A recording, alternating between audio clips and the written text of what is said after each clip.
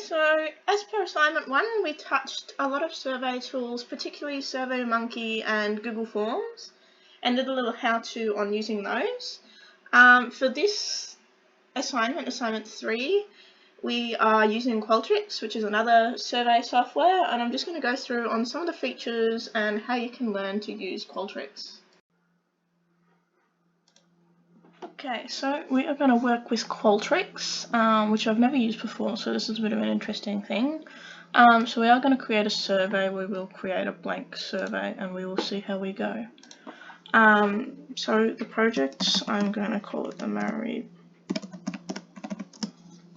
development.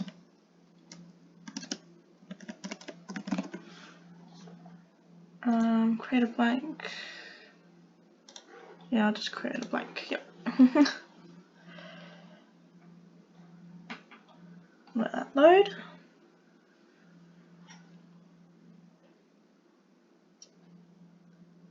Alright, so by the look of it, we've got a collection of different, what's on the side? Collection of different areas. Can I import images? Insert graphic. Ooh. Upload new. I'm just going to choose a file. Whoop.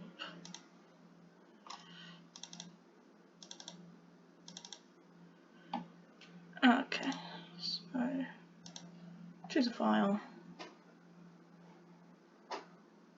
Wow, that's massive. Okay. Save that.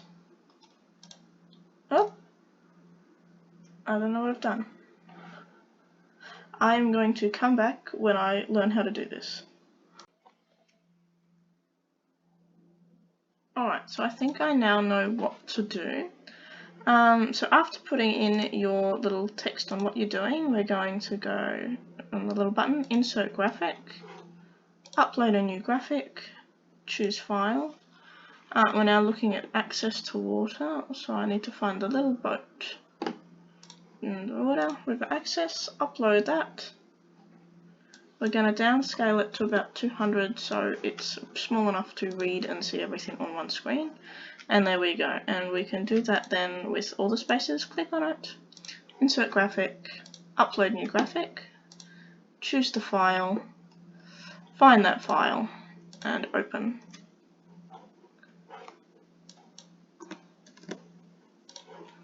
There we are, small.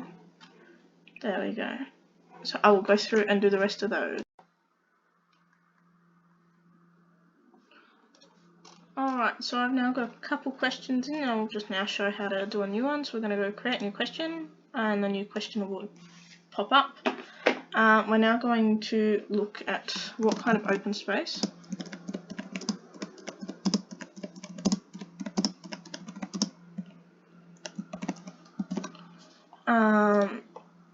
I'm going to untick automatic choices, and we are going to change it to sitting areas. Oop.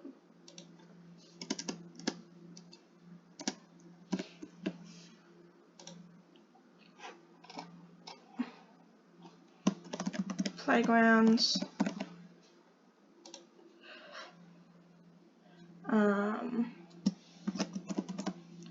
Water. Nature / gardens. So they sort of go hand in hand with each other. And I've got a couple playgrounds that I want to add, so I might leave that one there for a moment. Alrighty, so just going through, so what we're wanting to see along the river, currently it automatically selects it as single answer. We're going to click multiple answer. There are a drop down like selection box, multiple selection box. So you can go through. I don't really want that. I want to Control Z. How do I go backwards? So I want to have a lot of these sort of multiple answers. So the first one I want a single answer because it's looking at, okay, which is people's favourite. What you're wanting to see, you might have people wanting different things. So we're going to have that multiple, and what would you like to see in open space, we're also going to have as multiple. So there's a lot of things that you can change down here. Since I really have no clue what I'm doing, I am going to stick with what I've got, but you can add more choices, you can change your answers, change your position. So I could do it as horizontal. Oh, actually that looks kind of nice. The boxes are in a weird spot though. But for mobile phone users, we'll keep it vertical, and I will get back again. Okay, so we've now got all of our answers in here, and to create a more sort of flowing thing, we're going to add a page break, so that'll give these little dotted lines between. That'll just keep them separate so people don't think all the images are the same, because they all do link very closely together. For ones that are more, what would you like to see in spaces, we're going to have as a multiple answer, whereas ones that other ones which were asking which one they prefer, like the first question and even the last question, will have single answers. This will sort of stop everyone ticking multiple responses and not getting any good feedback. And just for the fun of looking, we're going to go through and figure out what kind we can do. So there's descriptive text, graphics. Oh, I could have done something really simple. That would have been easy. Multiple choices, matrix tables. It's kind of cool. Text entries, number sliders, side by side, ranking, sums, hotspots, graphics, promoter, signature.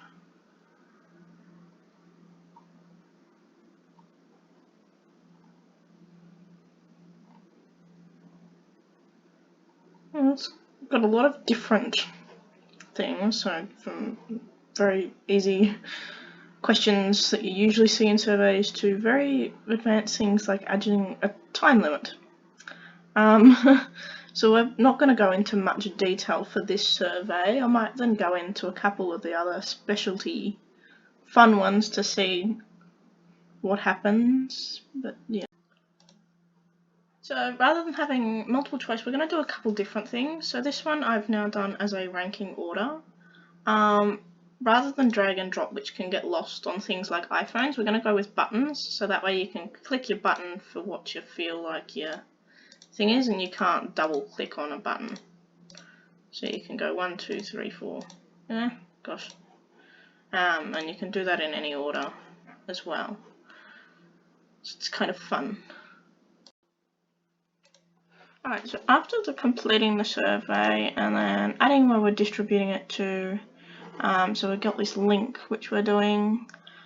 You can get QR codes, personal links, emails, offline QR codes, things like that. So QR codes are really helpful for print, but since we're all online at the moment, we're going to just leave it as a link, and I'll share the link. So then we're going to go into data and analysis. So it's all sort of separate from everyone. No one knows anyone's names or anything. I don't know why the questions go in an odd order. But looking at what people would like in spaces, so you can see some of the different spaces. Alright, so just logging back in, so the survey has been live for about 2 weeks now, and just looking at the number of responses, so we've now got 25 responses and it's been shared a fair amount, so people have shared, and people that they know have shared these surveys around to try and get more data. So there's a lot of survey data in there, lots of different things which will be really helpful. So you can export as CSVs, Excels, Google Docs, just to be able to map data a little bit better. So we've got question by question, so question 1, and since it was a ranking system, it's got the all 4 ranks, so all 4 parts to show what people like the least and what people like the most. So it can be seen that throughout there's a lot which like the third housing, which was an individual house on block, versus high-rise apartments, which was number 2. There's a lot of spaces that people would like to see along the roof, so lots of sitting. I've noticed throughout. People like to be able to sit and just take in the environment. And then again, with extra things that people would like to see in the last column. The main ones that we'll be using are questions 2 to 6. So question 1, the style of housing. There's been a lot of surveys that have been done before, but I just wanted to get a look at the people that I know and that could be marketed in this area to see if there was any differences. And you do have a couple which are a bit backwards that have high rise, and the affordable housing is one of the first ones, but they don't really like the bigger individual town blocks. So they're probably from more tight-knit communities which love being really close to each other, or that they just don't have the money to put into a big house. So some of that data is really interesting to see, and we'll be able to map a lot of this and also use that for our urban development project assignment 3.